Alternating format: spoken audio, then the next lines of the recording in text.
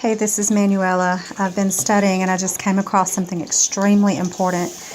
I've been researching for characters for my next book, and one of the characters is going to be a sorcerer, or haven't exactly decided what kind of person he's going to be yet, but I was researching John Dee, who was Queen Elizabeth's court magician, the court alchemist. There I've written the YouTube channel there, and I'll try to link it in the bottom once I get it uploaded. That's the presentation given by this man, and it's the part 2. There are 8 parts, and the second part at the 15 through the 35th second mark, you will hear this man talking about Edward Kelley as he received parts of the Enochian alphabet. Edward Kelley, they met with some angels and they were given an assignment. They had to learn these alphabet parts that they were given by these angels, and Edward Kelley, when they returned, did not learn it like he was supposed to, so the angels squeezed him, and he was in agonizing pain. The way the person described it was a pain trance for about 20 minutes, and then he was able to read the alphabet, or the symbols and the signs that were given. So keep that in mind. He was squeezed, and after he was squeezed and he was in excruciating pain, he was able to receive this. So I have been reading the Quran because one of the other characters is Muslim. In order for you to realistically develop a character, you have to know their culture, so I'm trying to read the Quran. And I want to show you what I found in the first part, not even before I got into the Quran itself. So remember, Edward Kelley was choked or squeezed. Here in the introduction of this version of the Quran that I have, it's the author tells us that Muhammad is choked and stifled 3 times by the angel who orders him to recite.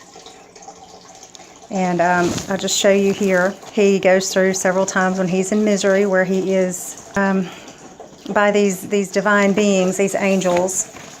Even here, when asked directly by a companion how these messages descend upon him, Muhammad compared it to the clanging of a bell followed by an agonizing ordeal, which Edward Kelley also claims. John Dee writes in his journals that Edward Kelley experienced agonizing pain, and then leaving him with what he'd been taught. And this is the same thing that happened to Edward Kelley. And remember, Edward Kelley is companions, I guess, of Shakespeare.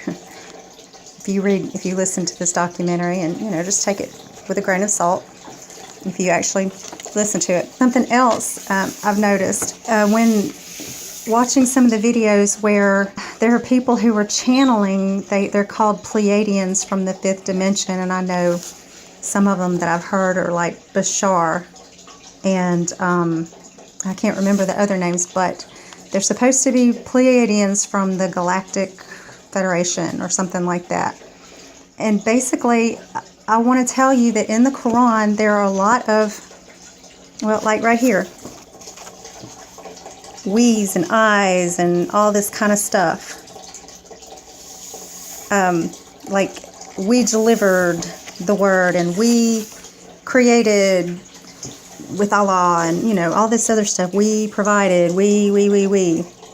And I want to tell you that if you go to if you just input channeling, you'll come up with all kinds of people who are supposedly channeling these so-called Pleiadians or Orionids or whoever they are channeling, which, by the way, it's strange that these are in the book of Job, these places. Anyway, you hear the same kind of verbiage as in the Quran. We, us, I, you.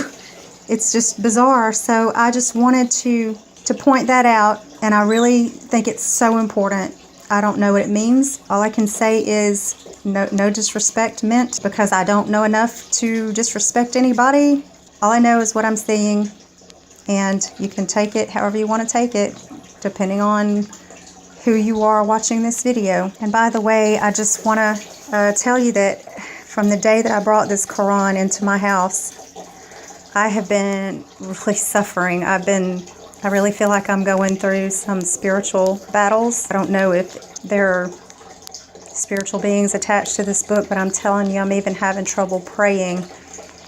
I try to pray and I just draw a blank. I can't even think of words to say. It's crazy, and I just want to ask for prayer. Those of you who are coming alongside me, when I called on the name Jesus, things started to dissipate just a little bit. It was easier for me.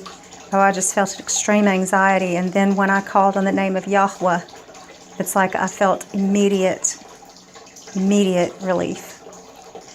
But please pray for me. I feel like I'm supposed to be reading this Quran. I feel like I have to make the connections. There are more connections that I actually have made.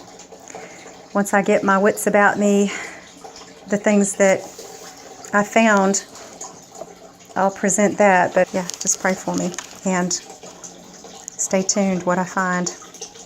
Talk to you later. Bye.